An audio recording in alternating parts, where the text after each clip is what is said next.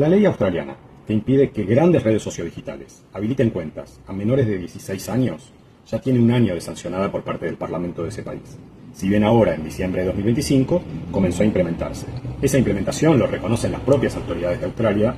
va a ser compleja en los primeros tiempos, requiere además ciertos compromisos por parte de las grandes empresas dueñas de las principales plataformas de interacción social en entornos digitales, y alcanza sobre todo a las redes de Meta, Instagram y Facebook, a YouTube, que es de Google, a Twitch, que es de Amazon, alcanza también a X, de Elon Musk, la ex Twitter, Reddit, TikTok, de ByteDance, la empresa china, en fin, grandes redes sociodigitales. Es una ley que se inscribe en una tendencia, yo diría, mundial. El Parlamento Europeo tiene una discusión acerca de un proyecto para limitar también el uso, la habilitación de cuentas a menores de 13 años. El Congreso brasileño en septiembre de este año, 2025, sancionó una ley que le llaman contra la adultización de ciertas redes, en virtud de un escándalo que hubo sobre explotación sexual de menores en algunas grandes plataformas digitales, por ejemplo en YouTube. Entonces, y podríamos citar muchos otros países que limitan, por ejemplo, el uso de dispositivos digitales en establecimientos escolares, yo diría, Asia, Europa, también en el continente americano de manera creciente. Entonces, esta tendencia es una tendencia que, lejos de tener una respuesta virtuosa e integral sobre una problemática que es cada vez más reconocida acerca de la falta de control por parte de usuarias y usuarios respecto de sus hábitos y rutinas de conexión a algunas redes, algunas de las cuales eventualmente pueden tener algún impacto y cuya configuración algorítmica por parte de las propias empresas exacerba ciertos contenidos que pueden ser dañinos para su salud mental o física, o eventualmente pueden estimular el contenido más extremo, más radicalizado, o campañas antivacunas, aunque también tienen, por supuesto, efectos virtuosos y de contención en muchos casos. Pero, digo, se inscribe en una tendencia mundial y se trata de regulaciones, en este caso legales, que no siempre están exentas de problemas. Por ejemplo, en la ley australiana se delega ciertas facultades de identificación de usuarios a las propias empresas. Hasta ahora bastaba con que la declaración de alguien que quisiera abrir una cuenta en una red sociodigital indicara que esa persona es mayor de 13 o de 16 o de 18 años, según sea el caso. Ahora se delega a las empresas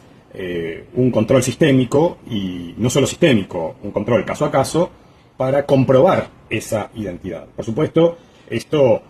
se complementa de manera nítida con el acceso a datos personales de usuarias y usuarios, y eso es problemático, incluso puede ser ilegal en muchos países, y puede representar un avasallamiento contra la privacidad de usuarias y usuarios.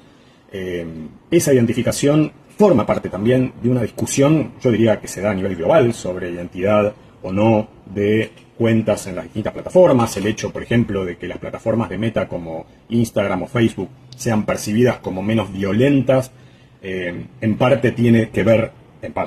con una política corporativa que desestimula la existencia de cuentas que no tienen una identificación clara. Pero, como digo, esto es una discusión de fondo que excede el tiempo de este video y que es genuina y que efectivamente toca derechos. No es menos cierto que preocuparse por estas cuestiones indicaría que tenemos que preocuparnos también por la elaboración de perfiles de menores de edad para vender publicidad o para vender sus datos, cosa que las plataformas digitales grandes realizan en todos los casos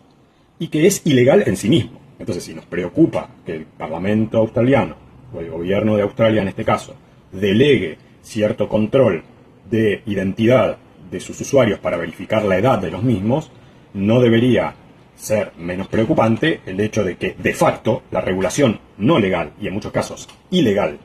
que sostiene el funcionamiento de las grandes plataformas digitales desde hace más de una década, ya controla,